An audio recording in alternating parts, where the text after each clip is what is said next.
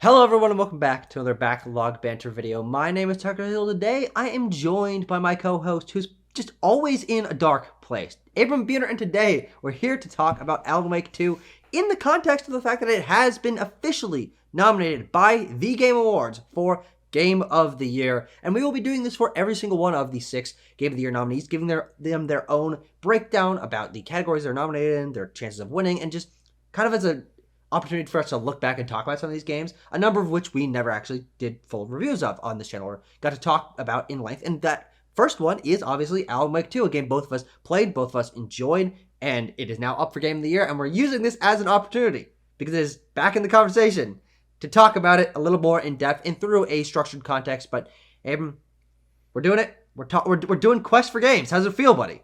It feels very good, and if you want to join us, I'm going to take other plugs from you. I'm going to jump in, I'm going to yank them away, and I'm going to tell you should like the video, subscribe to the channel, ring the bell, leave a comment, join the Discord, top of the description, all that shit. And yes, Tucker. You say top of the description like it's one of the things, like it's one of the plugs. Comma, top of the description, you do all this stuff. I don't know. Go root around down there, find something interesting. It's like a scavenger hunt. It's like you're looking for manuscript pages.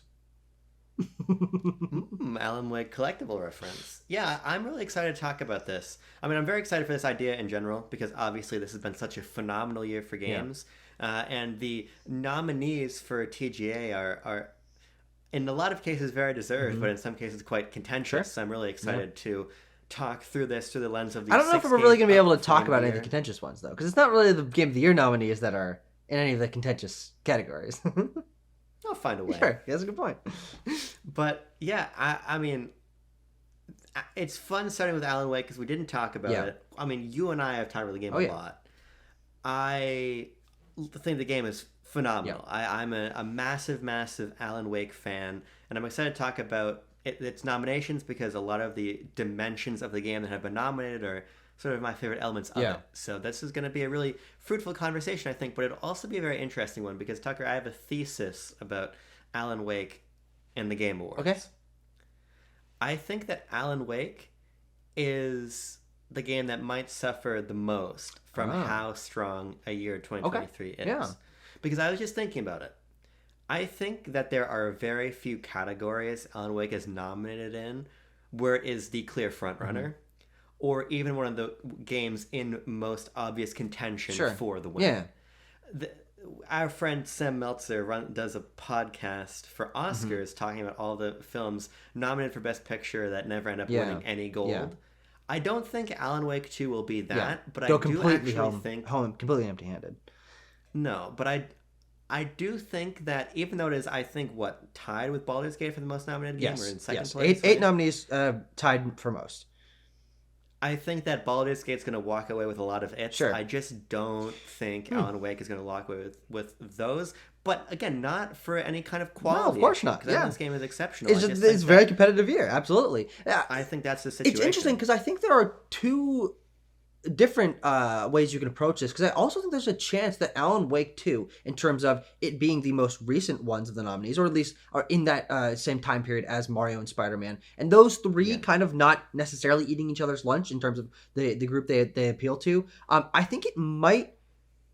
there's a chance that it does win some stuff, and because it is, I would say, probably the most niche out of the nominees, that there is sort of this disconnect that people feel with the Oscars of like awards baity stuff. Alan Wake 2 is kind of the awards baity, appealing to the games journalists, writers, and the people that are really into thinking about games on a deeper level. Alan Wake 2 is easily the one that appeals most to that mindset, and if it does win, because there is a chance that it will win, and it could win many things if it stacks up in that way, especially with the fact that it came out so recently, I think there's a chance that it could win, and that becomes sort of a new quote-unquote gold standard of like, this is the thing that journalists really like, and they're the ones voting for the Game Awards, and that's what takes on the gold. So we will see. Obviously, we have no fucking idea, but I think yours is more likely, but I think there's still a chance in terms of the strong passion for this game is absolutely there, and it's there for most of the nominees. But I think that there is a chance that this sneaks in and grabs more wins than it feels like on face value,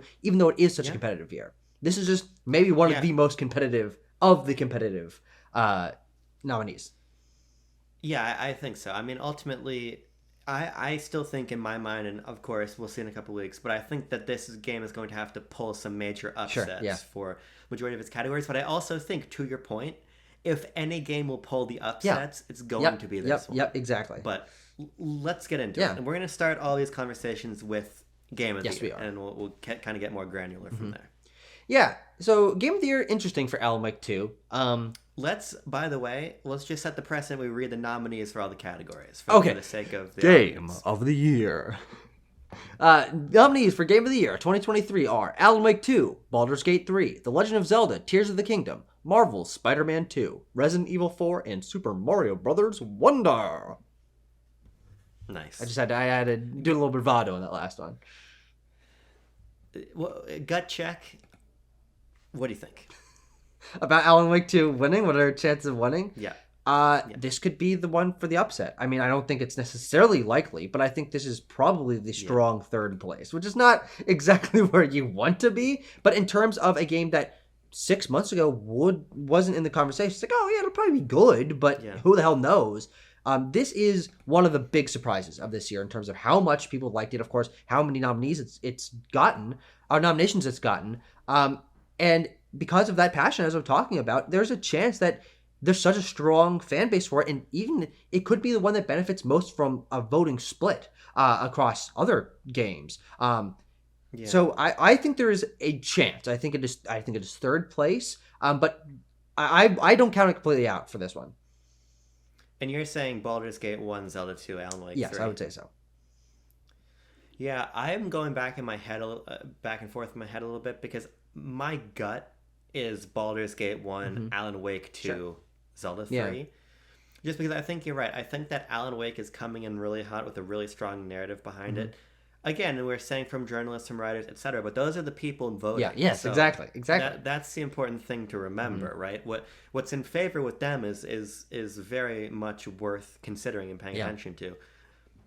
But I do think that it'd be really cool if Alan Wake wins. However, I really do feel like the gulf between the Baldur's Gate narrative and the Alan Wake 2 narrative is pretty big. In my opinion. And I think the opinions of basically everybody, and especially when you have, again, the media sharing this narrative, it's pretty clear, I think, that Baldur's Gate's going to sweep the awards in a lot of ways. So I don't think Alan Wake is going to win Game of the Year. Yeah. In my opinion, I think it deserves Game of the Year. In my opinion, Alan Wake 2 is the Game of the Year in a lot of ways. It's Game of the Year to me through the lens of what is the freshest, most exciting, and sort of boundary pushing entry into the canon of games this year. And it's really interesting because Game of the Year is a very vague category. I mean, I tend to subscribe to the idea that Game of the Year should probably be the game that dominates the year in some way, shape, or form, and I think that Baldur's Gate does that, of course, probably better than any of the other ones. But if you think about Game of the Year through the paradigm of what is the most exciting, innovative, compelling release, I think it is Alan Wake. So I think we'll get into why I feel that's the case with the nominees below Game of the Year. So if Game of the Year was voted solely by Abram Buhner, Alan Wake 2 would win. But because it's not, I really do. I think Baldur's Gate has it locked out, which we'll say for all of them other than the Baldur's Gate video. Well, the interesting thing about the understanding of Game of the Year is that there is a mixture of people who it's whatever one is their favorite, whichever one represented the year the most, whichever one was the most artistically interesting, and ultimately they kind of all butt heads, and the triangle points to whatever one was like the most popular, whichever one crosses all those categories the most. And Alan Wake 2 is absolutely in all of those categories in some form or fashion. Let's get to some of those categories where it does end up becoming one of the most boundary-pushing, interesting games of this year. One of the great things about starting with Alan Wake 2 is it is at the top of all of these categories because they're organized by alphabetical. And there's just not a lot of A games this year. Where do we want to start? Which category? Let's just go game direction next. The nominees for game direction, as everybody's saying, is basically just the Game of the Year category. Yeah. But it isn't always. And so I was hearing some conversation about like, oh, why do we even have game direction if it's always the same? It's not always the same. In fact, it's usually not the same nominees in game direction as Game of the Year. This year just had enough of those super strong games where it is an overlap. But I also think there's a chance that they separate because I'm going to be honest, this is the category where Alan Wake 2 is the lead. Alan Wake 2 for game direction. Let's read the nominees quickly. Oops. Just read the nominees quickly. I got too wrapped up in it. Sorry. I was passionate about Sam Lake and direction. Yeah. Alan Wake 2, Baldur's Gate 3, Tears of the Kingdom, Marvel Spider-Man 2, and Mario Wonder. I don't think that this is a clear number one. I think that what I've been praising the game most on is this boundary pushing nature of its design. And I think that it takes not only an extremely strong creative voice, as Remedy has to execute on this, but a lot of pre-planning and a lot of thought and a lot of novel creative decisions being made and iterated on to get to Alan Wake 2. And so I think through that lens, there is an extremely strong case to be made for it being number one, 100%. But I think the problem ultimately becomes, what are people going to value more? Sure. Are they going to value the work that Sam Lake and the Remedy team put in to curate this experience that is not only the sum of the parts of all the previous Remedy games, but is also integrating live action in their best way, easily. In the best way? Are they going to value that more, or are they going to value the direction that goes into curating the physics engine of Tears of the Kingdom and figuring out how those mechanics work in the context of open world more? Are they going to look at Baldur's Gate and say that the extent to the butterflying of that game is so nuanced, so complicated, so impressive that on a level of scale it then thus is the winner? I just think that Alan Wake 2, for what I'm looking for, is the most compelling example of focused and subversive direction. But I don't necessarily think that it is clearly the best. Sure. When Nintendo and Larian were both making similarly complicated creative decisions on a scale like literally 10 times. No, absolutely. And that scale definitely gives those games the edge. But I also do think that there is a growing narrative in the group of people that vote for this kind of stuff that it's maybe better to have a more focused, smaller experience that does find ways to continue to be innovative. And Remedy being a voice that has burgeoned in the last couple of years in terms of being nominated for Game of the Year and other higher categories. Alan Wake 2, Sam Lake, that I think the correlation between direction in terms of a director of a game and Alan Wake 2 is easily the strongest between all of these. Someone might know the name of Brian Intihar or Fujibayashi for Tears of the Kingdom, but Sam Lake is easily the biggest voice, the most popular voice as a creator. And frankly, the fact that he was so involved in the creation of this game on every level, you talk about him being director, writer, conceptor for all these games that funnel into Alan Wake 2 and a star of the game. I think that the direction that Alan Wake 2, which by the way, he was not the only director. I'm going to get the other guy's other name here. Kyle Rowley was co-director of Alan Wake 2, and obviously, I'm sure he was equally as big of a part of this, but Sam Lake is the face of this game in multiple ways. And I think that, again, for the people voting for this, direction, when you think about direction and trying something new for video games, and Alan Wake 2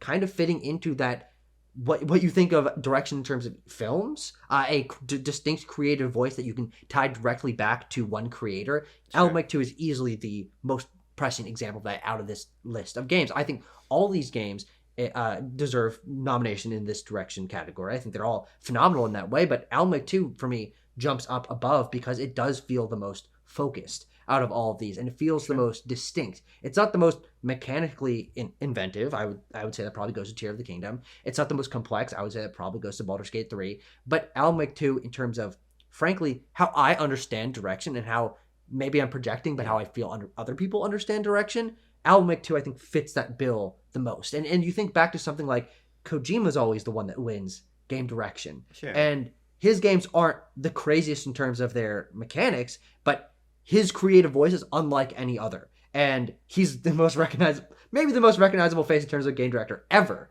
And I think Sam Lake and Alan Wake 2 are kind of in that slot right now.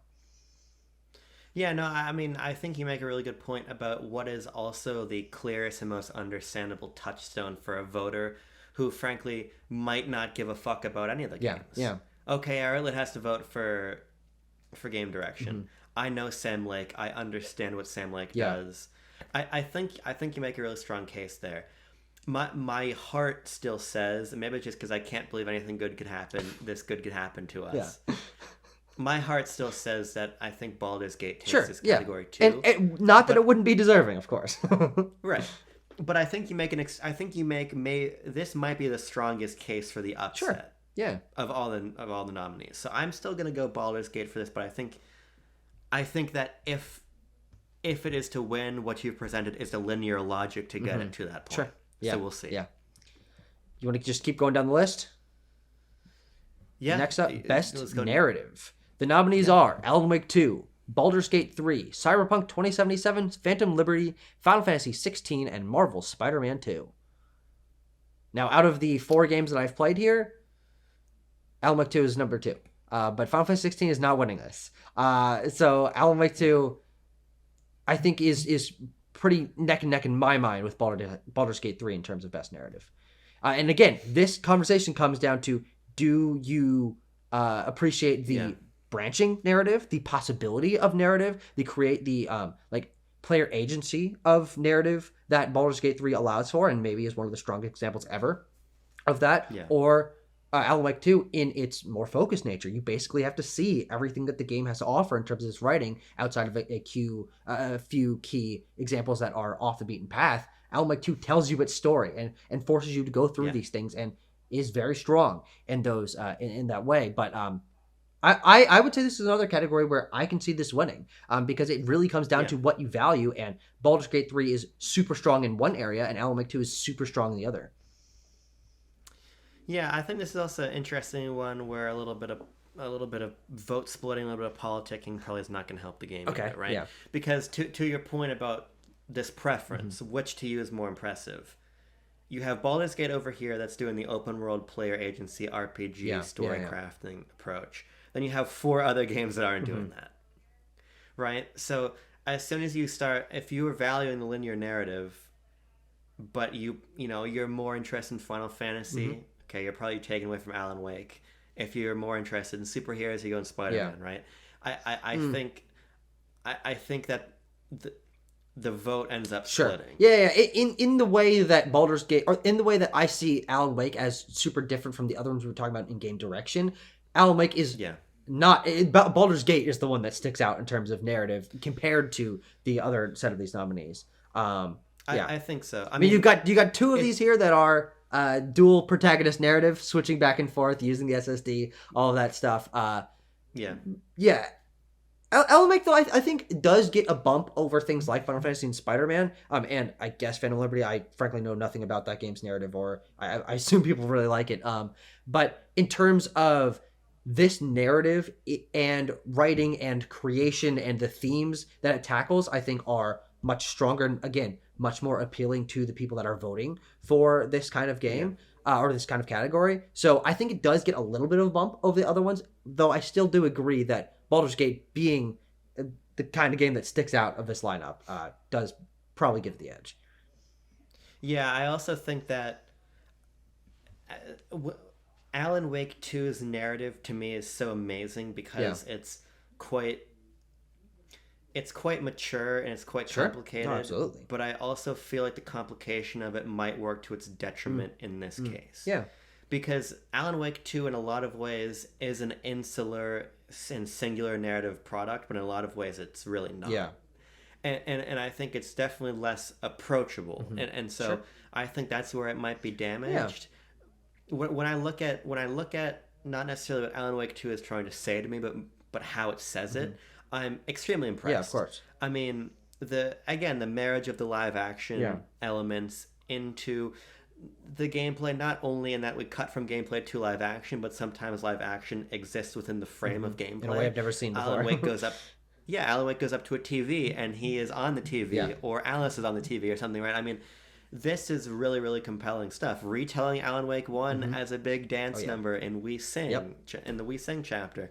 These things are fantastic, but are they potentially compromised in their ability to win because the game is in some ways extremely unclear? Yeah. And for me, that is why this is not the game, the best narrative winner. I think conceptually, I can easily see the argument for it being the most thematically interesting narrative, the most boundary-pushing narrative in terms of the way that it does reflect Sam Lake and creation and all of these things. But it also is maybe the narrative that I remember the least out of the ones of these games that I've played, because while I like the concept, I find a lot of the granular moment-to-moment stuff that I think I would need to understand a little bit better to understand the themes to be pretty muddled. And I've thought pretty consistently about trying to find a Alan Wake 2 explained things like, okay, this led to that and that's why this makes sense. But it is a game that ties back in on itself and it feels a little bit like a bowl of spaghetti. But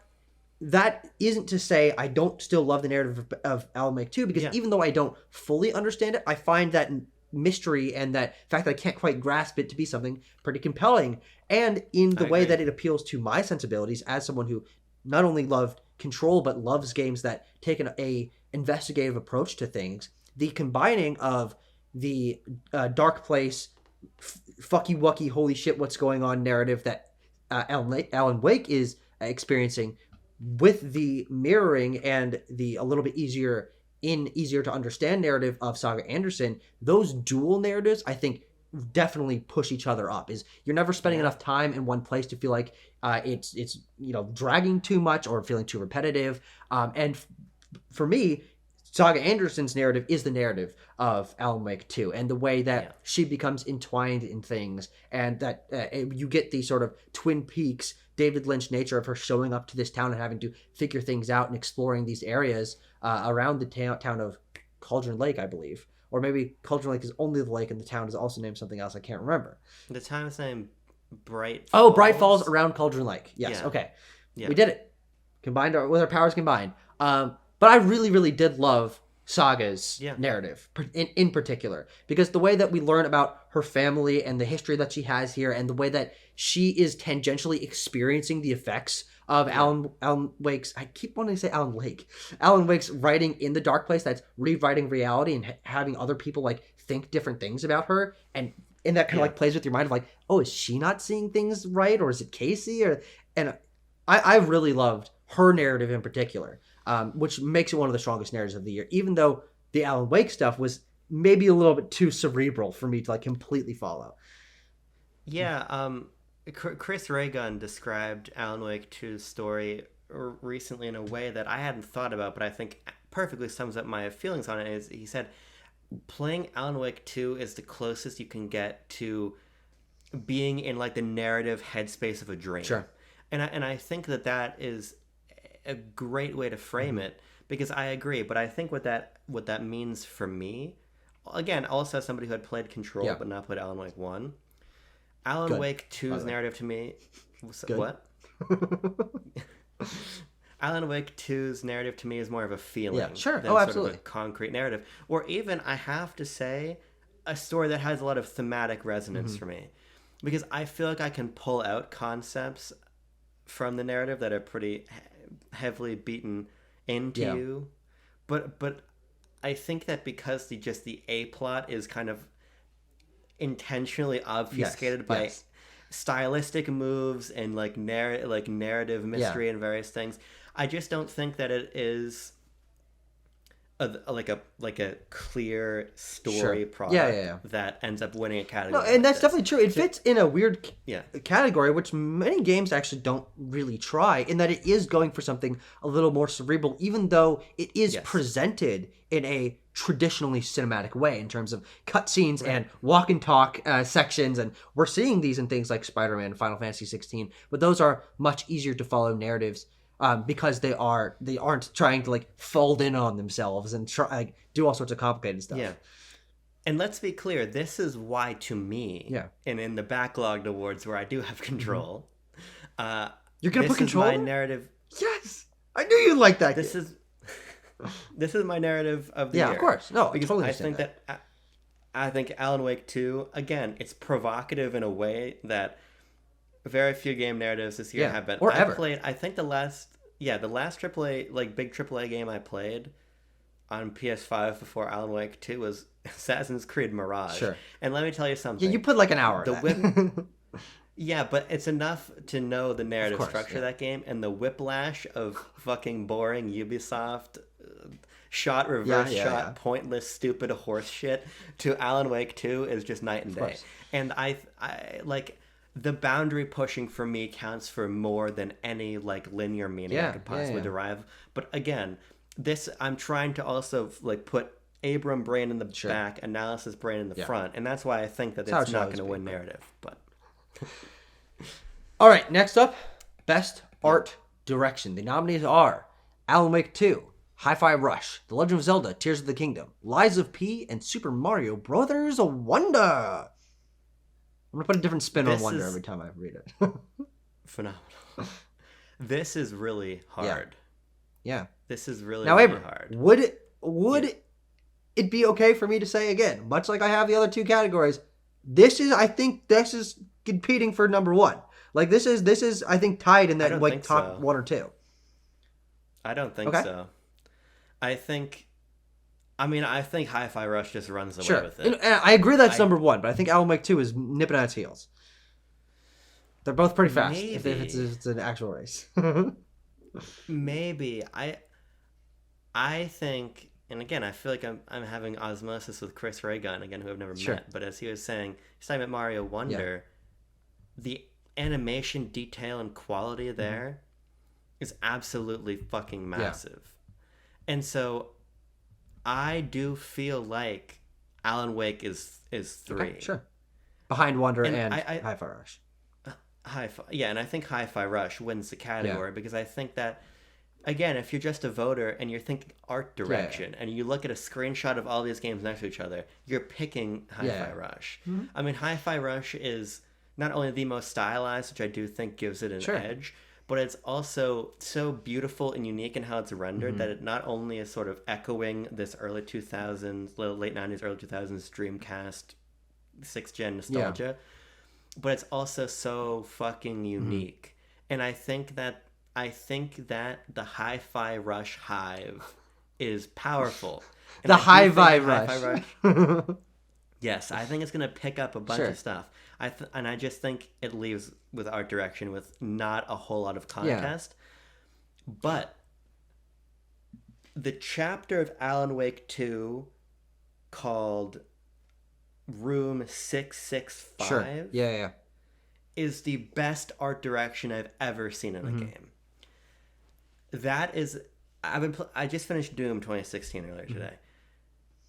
Doom 2016 is like a fucking nothing burger compared to the dread and like gore and horror painted onto every surface of the Ocean View Hotel in the chapter Room 665.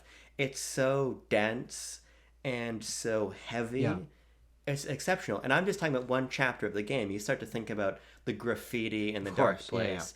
You start to even just think about the way characters look and the ways that a place like the retirement home is just full of little life and detail and coffee roll and everything. I mean, this is exceptional stuff. But I just, again, mind of a voter here. Yeah. Hi-Fi Rush, less represented. Yeah, of course. Deserving of wins. Beautiful art style. Alan Wake is represented elsewhere. I think it's very easy to just vote Hi-Fi. That's definitely true. I think that the reason my mind jumped to it being that number 2 slot is that I think people do have a lot of appreciation for the way that Remedy uses realistic art design with a more surreal touch. I mean, in 2019, Control won over things like Grease. I was just actually tapping through each of the years of the Game Awards and looking, okay, what did the voters ultimately end up going with? Was it the one that straddles that line between realism and art, like stylized art direction, or was it the one with the more distinct art direction? And obviously, there's narratives for both to be absolutely deserving. But you are right that even historically, it does end up going more towards the Cuphead or the Ori or the games that really try something new. The only examples that aren't that being something like Control, which, as I said, won over some games that were a little bit more stylized, or even in 2020, something like Ghost of Tsushima won for art direction, even over something like Hades or Ori and the Will of the Wisps. Both of those games, I think you put yourself into the mindset of a voter. It's like, which one looks the most distinct? You're gonna go Hades or Ori, but Ghost of Tsushima, I think, in a similar way to Alan Wake 2. And so, even though that's really only like one example, why I can like kind of put myself in that mindset, both of those games, Ghost of Tsushima and Alan Wake 2, are realistic in their art direction, but very stylized in the way they portray color and portray framing. And some of my favorite moments of art direction in this entire year are things like you were saying, the graffiti. I think is one of the most impressive things I've ever seen in terms of the way that it combines the words that you've been hearing across the course of the game, and they shine in different ways when your flashlight is pointing at them, or the way that sometimes flashes of like bright color will come, and it's like colored light shining through things that makes the room a totally different color and changes the vibe of the area. There is a lot more to Alan Wake 2's art direction, as you were talking about with the environmental design and just the fact that we visit a coffee-themed amusement park, which is totally bizarre, or just in general, the entire dark place being like a surreal shadow New York that's like crumbling in on itself. It is realistic graphics, but the art direction, I think, is a step above a lot of the other things that we see. But I think you made the accurate assessment of Game Awards voters seem to go largely more towards this game. There's nothing like else like this game's art style, and Hi-Fi Rush did something that wowed so many people that it's frankly its art style is the reason why people really gravitated towards it. Is it was announced out of nowhere and it just showed up, but people were like, what the fuck is that? Like I haven't seen something that looked like that since like Sunset Overdrive maybe. And obviously Hi-Fi Rush, amazing art style, absolutely would deserve the win, but I think my mind more gears towards Alan Wake in the way that it uses color and combines stylized surrealism with realistic art direction, which I think is really, really impressive. And Control also did that in Control 1 a couple years ago. That's true. I also do think that Control is an easier sell for winning. The oldest house looks a lot more distinct than fucking Oregon. Yeah, I think that the oldest house, I mean, obviously the iconic shot when you're pushing to the oldest house and like the roof is like a V. You know what I'm talking about? Like it's a big V shape coming down. Like the architectural quality to that game is, I think, a lot more striking than what Alan Wake 2 does. Again, Alan Wake 2 would be my vote for art direction. But I just think that a lot of its stylistic moves are most apparent when you're really in the thick of the gameplay experience. So I just think that, I think that the sort of face value story of Hi-Fi wins that category for it. Next up, Best Score and Music. The nominees are Alan Wake 2, composed by Petri Alanko; Baldur's Gate 3, composed by Borislav Slavov; Final Fantasy 16, composed by Masayoshi Soken; Hi-Fi Rush, composed by Shuichi Kobori; and Legend of Zelda Tears of the Kingdom, composed by Nintendo. I don't know why they don't credit a single composer here. I'm sure there was a lead composer. That's really fucking weird. But it is credited to Nintendo, so I must say it as that. Yeah, this is another one that's not winning. Yeah, no, I think this is one of the ones it's least in, but also maybe not, because music is a massive, massive part of this game. And the fact that there's like a whole, I don't know, what do we call them? Like vinyl disc, CD? I'm not familiar with music. There's a whole of that thing's worth of just like vocal songs in this game that are played between the chapters, granted, but within the bounds of this game and contribute to its vibe, I think does give it a, like, this is so deserving of a nomination and the way that it uses music in distinct ways. But I think it is it's a less obvious way that people like understand game music. You're not thinking of the theme of Alan Wake 2. You'd be thinking of vocal songs in a way that not many games do. But then you can hear the main theme of Tears of the Kingdom ring in your mind, or Final Fantasy 16 or Baldur's Gate 3. These are the epic orchestral scores that play during multiple moments and repeat a couple times. That's what you think of when you think of video game music. So I agree that it's maybe fourth in this category. Yeah, and I think it's a bummer because the Ati and the Janitor stuff, the old gods of Asgard, the individual, I mean the end chapter, loops forever, loops forever. Yeah. I love Yeah, that that was song. funny. That I was don't know really the funny. name of it. Yeah, I don't know the name of the actual song, but that is a beautiful Yeah. piece when you let it. Oh, fun fact about the think, old gods of Asgard is one of my yeah. favorite songs of all time is a song that is in Control, and it's like it's a song that has nebulous properties or whatever, and they're studying it at the FBC. Okay, Sure. and this is in a side room, totally optional. I discovered it and I listened to it. I'm like, this is fucking awesome. The setup is there's like a chair in a test room and a giant fucking speaker point. You have to be strapped into this chair and like subjected to this fucking song. And I've listened to that song for 4 years at this point, since I played Control back in 2019. And the band that composed that song is the Old Gods of Asgard. And I hadn't played Alan Wake 1, so I didn't know the connection. But then I was listening to the songs at the end of each chapter, and I heard the similar guitar riffs and the vocal tone, and I'm like, that sounds really similar. And I can't remember the name of the song off the top of my head, but that sounds really similar to that song I fucking love from Control. And I'm like, I wonder what band composed these songs or like wrote these songs. I'm like, oh, I wonder if it's the Old Gods of Asgard. And I'm like, it was a reference all along, and I never realized it. But I think that is to the benefit of these that band and the songs in the extended Remedy universe. Of they have such a distinct vocal quality, and the way they use their guitars and stuff, it really is super distinct. Yeah, I agree. I mean, I think it's phenomenal. I mean, my favorite's not nominated. Piece of Tower is my score of the year, so Piece of Tower can't win the Game of the Year for it. But yeah, I love the music. I just don't think that it's not Final Fantasy. It's not Zelda. And again, if people are going to look from the perspective of harmonizing with gameplay, as they're talking about Sega symbols, I think Hi-Fi Rush takes it, but I don't even think that's especially strong. I just think if you're thinking about the body of music, Final Fantasy or Zelda is gonna take that one. Yeah. You want to read out the next category? Yeah. Next, we have Best Audio Design. Nominees being Alan Wake 2, Hi-Fi Rush, Dead Space, Marvel, Spider-Man 2, and Resident Evil 4. Now here's another one, Abram. I hate to say it. I actually, Abram, I don't hate to say it. I think this is in the lead. I think Alan Wake 2 is this might be its safest category to win. Because I agree. It's interesting that we have 3 all-timer survival horror games in this category. Yeah.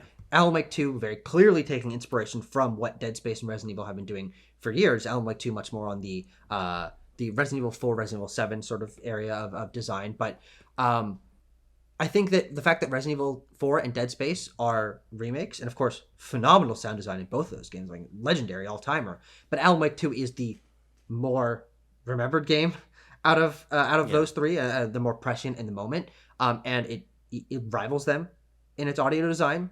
I think this might be the safest category. I do too. I still think it's under threat, because I think that, again, if you read the description of the category, recognizing the best in-game audio and sound design. That's just right from the Game Awards website.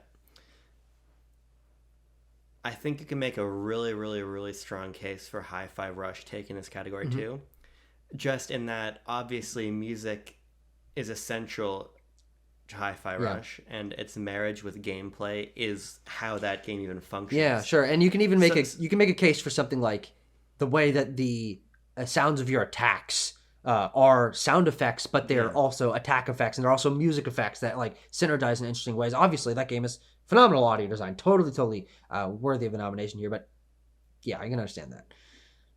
Yeah, so I think that's the biggest issue for Alan Wake winning this category. Yeah, I mean the audio moves in Alan Wake 2, to understand how good it is, you really just need to get to the dark place with Alan for the first time and hear everybody whispering Alan Wake. Yeah. All of the different ghosts and goblins. But I have to say, Tucker, no goblins I've in talked this game. I've talked myself out of it. I think Hi-Fi Rush is in this all right. category. I hate to say it. I think again, you gotta think from the mind of a person looking at the category, saying, well, Hi-Fi Rush, if not for its implementation of music, doesn't work. What Alan Wake 2's audio does is it heightens the emotional stakes of the experience immensely. And because of that, it is, to me, maybe the scariest game I've ever played, outside of like fighting the Seraphites in Last of Us Part 2, will they whisper and whistle around you? Sure. That's crazy. Oh, yeah. That's an off. Yeah. But Alan Wake 2 is on that level without a shadow of a doubt. So I think that the difference becomes, do people look at the category and attribute the use of music in Hi-Fi Rush to gameplay opposed to audio design? And so it's a success of gameplay opposed to success of audio. Do you look at Alan Wake 2 and say the ways that sound enhances that experience is more in line with best audio design opposed to a gameplay level achievement? Yeah. But I think if most people look at the implementation of music and the rhythm into Hi-Fi Rush as audio design, then I think it wins. And I think that's what people are going to do. So I think that's going to win again. No, I think that obviously very big case. The one last thing I would say about that I think does give Alan Wake a bit of a bump is, if you notice in this audio design category, people obviously have a very big affinity for the way that horror games use audio. 3 out of 5 of the nominees are in that exact same vein, and all do it incredibly well. But obviously there's an understanding that audio design is more than just when loud music plays when you hit a thing, which of course is a reduction of what you just said about Hi-Fi Rush. But I think that the nominees in this category point to a greater understanding of audio design in the way that Alan Wake does it, in terms of heightening its experiential moments. And Alan Wake, I think, as I said it initially in this category, is, I think, the standout of those three.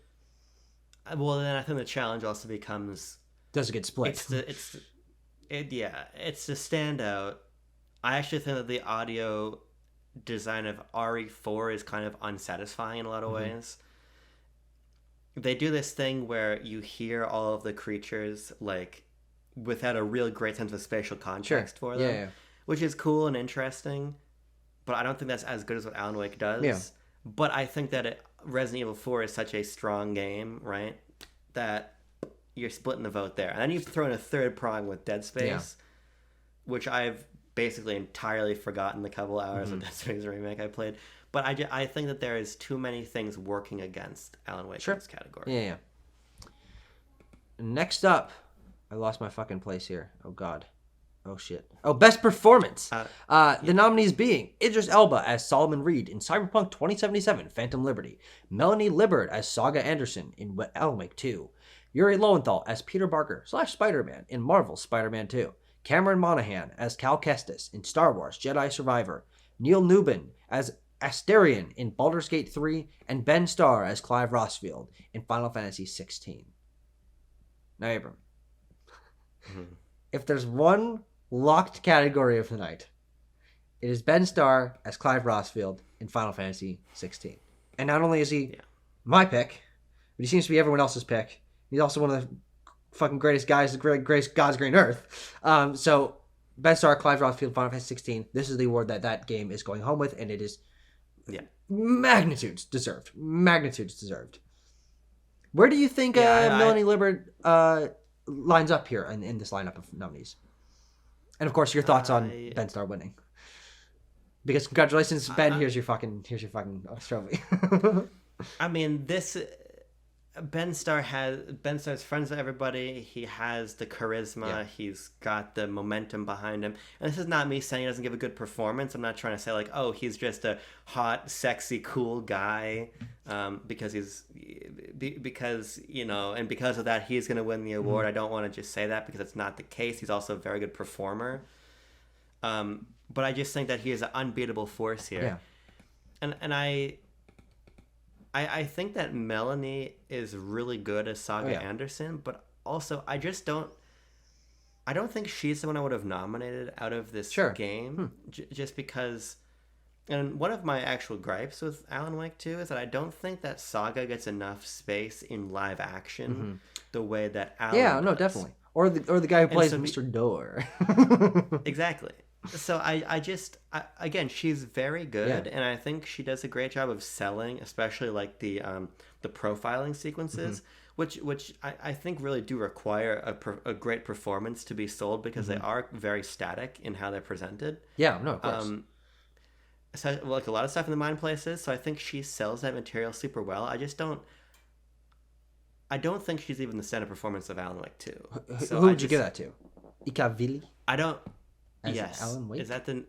Yes, Yeah. yes. I didn't He know has a his name, fucking so I was gonna have to crazy Google it. Finnish name. But Ika Vili. That's nuts. yeah, yes, it is. Those both Because sound like his one word Star Wars background character name. Ika yeah, and Vili. yeah. I think, and again, it's partially just construction of the narrative, Yeah. right? Because it gives him so much more space to play and do sing and perform and be scared and be killed and be in these ridiculous scenarios that I think offer more opportunity than the material that was given to Saga, which is more restrained. Yeah, well, the interesting thing is, and this just comes down to a differing in the way that we approach the narrative of Alvin Wake 2. Saga's my favorite character in the game. In all honesty, for a good chunk of the game, I was not sold on Ikavili's performance as Alan Wake. I thought he was okay, but in my mind, especially not up until we get a lot more live action stuff, and of course we sing. That's I think where he really starts to blossom. But for a large chunk of the game, I'm like, he's kind of just doing one voice. He's doing the fucking Alan Wake voice. I did this, and then the dark place, and for me, I was like, not a lot going on there. Again, I think it does get better as the game goes on, but I do think that Melanie Liburd as Saga gets a lot more personality in the game, in the way that she's able to interact with a lot more characters. You get to see her talk to her family members and reminisce on her family members, and be worried in a personal way, in a way that Alan, because he's so disconnected from the rest of the world, is largely not given the opportunity to. Outside of course, he is able to interact with Saga occasionally, and as Mr. Scratch, he's in the world a little bit. But Melanie Liburd and the combination of the character writing for Saga, the way that she is able to be, she's in more diverse scenarios, frankly, because she's put into those same horror scenarios, but also she's walking around town and talking to people and having some happy moments in a way that Alan has no room to, because he's fucking trapped in a dark closet for the entire game. But she's the one that jumps out to me, and I'm glad she was the one nominated here, because she feels a lot more distinct. I mean, Alan, obviously, as a character, his scenario, there's nothing like him, but performance-wise, I feel like I've heard this kind of character before. So my vote obviously goes towards Saga, but well, actually goes to Ben Starr. But if I had to choose a Alan Wake performance, I would go to Melanie Liburd. Yeah, I mean, I see what you're saying. Especially, I mean, her standout moment is definitely as she's fighting herself in the very end. Great moment to escape, and it's exceptional. But maybe I'm falling into the sort of Oscars trap of when people yell and argue, acting is good. Sure. Yeah. But I wouldn't say that, Alan, that it's like a derivative or familiar archetype. Just in that, yeah, you've got horror comedy. That's not a new concept. Yeah. But especially if you're looking in the game space. Unless you want to talk about like the sort of B movie machismo of like Leon Kennedy talking about bingo or whatever, the or sort like the Kuari. Yeah, but the dynamic performance from Ika to be off kilter, out of sorts when he's on the set of between Mr. Door, to doing these full Broadway numbers and we sing, to acting against himself in a lot of scenes. Sure. I mean, there's a lot of very flashy, of course, no, absolutely, which I think is quite successful. Yeah, and I think that's just why it looms large over a character in Saga who just doesn't get the opportunity to do that, because Saga's story is very different, and that's to the intent of the narrative. But I do think it is something of a missed opportunity to not give her the space to play in live action to the same extent that Ika is. Yeah, but and either way, it's Ben Starr. So. I do have to say, with this lineup here, I feel like she's maybe fourth in terms of the likelihood. I think Ben Starr is the runaway number one, but I would say competing for that second, third slot is probably Yuri Lowenthal and Idris Elba. Idris Elba, I don't know how good his performance is. I have no fucking idea, but he's famous. Yeah. And Yuri Lowenthal, because people love that interpretation of Spider-Man, his turn as Peter in this game, he's getting a lot more to work with in terms of working through. Oh, actually, we'll talk about that when we get to that game's nominees' chances. And then I think it's Neil Newbin Wait, how many? Oh, there's 6 fucking. Oh, I thought there was 5. There are 6 nominees here as opposed to the 5 of the other ones. People love Astarion, and I think it's then her and then Cameron Monaghan at the bottom. But I'm vibes-based analysis. I'm fucking picking shit out of the hat here. I don't know. They're all great. Yeah, because my vibes-based analysis would put Cameron Monaghan higher, maybe at 3. I'd put him above Idris Elba and above whoever that Baldur's Gate person is. But that might not be accurate either, because I believe that they have good momentum. But it doesn't matter because Ben Stark's going to win. Next up, Best Action and Adventure Game. The nominees are Alan Wake 2, The Legend of Zelda, Tears of the Kingdom, Marvel Spider-Man 2, Resident Evil 4, and Star Wars Jedi Survivor. Now, Abram? This is its best category, or sorry, last category. Is it? Are we almost done here? Wow, that fucking time flew by. Your thoughts? I'm just verifying. I'm right about that, aren't I? Did we do 8? Category. Yeah. 1. Yeah, that's 2, 3, last 4, category. 5, 6, 7. Yeah, this is our last one. We're done 8. Now, would it be fair to say this has the least chance of winning here? Yeah. Because when you remember this game, you do not remember the action or the adventure aspect. As a horror game, as a cerebral game, as a narrative game, those are the things that really take it. But it deserves to be in this category in terms of the way that it does reframe a lot of those things. And it is a horror game in the way that an action adventure game in the way that Resident Evil 4 is, but that has a little bit more emphasis on the adventure. And then obviously the spectacle of Tears of the Kingdom, Spider-Man 2, and Jedi Survivor are all like those are much more action and much more adventure in all 3 of those games. I would say Alan Wake 2 is actually bottom of the list here in terms of likelihood of winning. In terms of likelihood of winning, yeah, I think so. I mean, I think that ultimately the issue is that while I love Alan Wake 2, I think that a lot of its issues are in the execution of mechanics and gameplay. I would agree with that, yeah. And I think that you can't be faltering in those categories to win action adventure. I mean, the combat to me in Alan Wake sort of vacillates between extremely tense and compelling to becoming quite repetitive. Yeah, going through the motions. When you get deeper into the game and it becomes clear there's not a ton of enemy variety, there's not a ton of strategy variety. You're overselling it by saying there's not a ton of enemy variety. There are like 3 enemies in this fucking game. Yeah. I mean, I think that the boss fights are quite good in Alan Wake, but... Remember the one where you find the old lady in like the sewer things and she like keeps... That's really good. That's a good one. And then the 2 like cop brother guys that are like one's sniping from you and like one's coming up with an axe. That's a great fucking fight. Climbing out of the well full of blood and everything, like that's really good. Yeah, I just it has no shot. I hate to say, I mean, all of these games play better than it.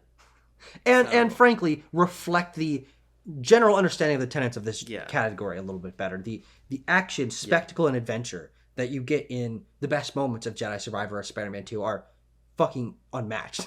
and Tears of the Kingdom in terms of, I mean, that might be the most adventurous game ever fucking made. So, sorry, Alan. Sorry to my boy, Al. We go way back. It's okay. Yeah, so I mean, that brings us through all of them, and I guess I have to revise what I said at the top, because coming into this conversation, I was like, oh, okay, the one it will take is going to be audio design. Yeah, and you talked yourself out of that one.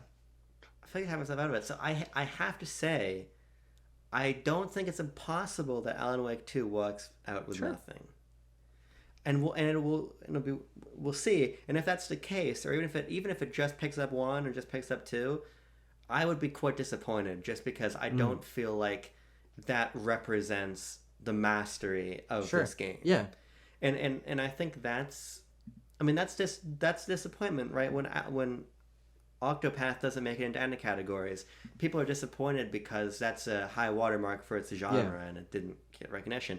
I think in some ways it's equally disappointing to, again, this has not happened yet, so what am I even talking about at a certain point, but it would be disappointing for a game that is this boundary pushing and artful and subversive to miss out. But I think thus is just the tenor of the year. Yeah, sure. And as we'll talk about, that's what happens when you have a competitive year. Yeah, I don't think it's the only game that would get Banshee. Yeah, sure, no, totally. Banshee of Inisherin this year. So. Yeah. Final thoughts about Alan Wake 2. I think that talking through these, I'm on a I'm not on the fully opposite side of the coin of you, but I'm getting to the other side of that coin, where I really do think it has a very strong shot in a lot of these categories. I'm not saying that it's front runner for any of these, but I think that there is the narrative of the game, the recency bias, the strength of its artistic value. I think it really shines in a lot of these categories, and certainly isn't near the bottom in almost any of them. Of course, there are a few exceptions, but I think it's jockeying for many of these. And of course, we are creating narratives. We don't know what has happened yet, but I'm positive on its chances. It is certainly possible it goes way empty-handed, but I think it'll at least eke out one. It could be any of these fucking ones that I've made an argument for it being in, but yeah, I mean, if there was going to be a game that came into Sleep that wasn't the Baldur's Gate Sleep, it would be Alan Wake. Again, because as we're talking about, you're totally right. With the exception of action adventure and performance, it is 2, maybe 3 in all of its other categories. Mm-hmm. So that is a good position of leverage, but I think it's in a much more precarious position than maybe a game of this quality deserves to be in. Yeah. I'll put it this way. I think that Baldur's Gate 3 has just fucked up the year for everybody. Sure. If that wasn't there, then maybe it might be a lot more balanced. Yeah, and I mean that in a great way for Larian, but in a terrible way for everybody else, because I just think... And by what you also mean for you and me, because that's maybe the game we're least interested in here. Yeah, I mean, I just think that that's going to dominate so much, and it's really is interesting, just as a closing comment here as we end off the beginning of this series, it is interesting the ways that it feels like Tears of the Kingdom has fallen from favor in that regard. Yeah. Because Tears of the Kingdom was the presumptive winner for a long time in most things. And it's not anymore. Yeah. And that's interesting. And I think that, again, in my mind, I think Alan Wake is in that second slot now. But I think that in the marquee categories, second slot's just not good enough when a lot of the number ones are just, in my opinion, pretty locked in. Yeah.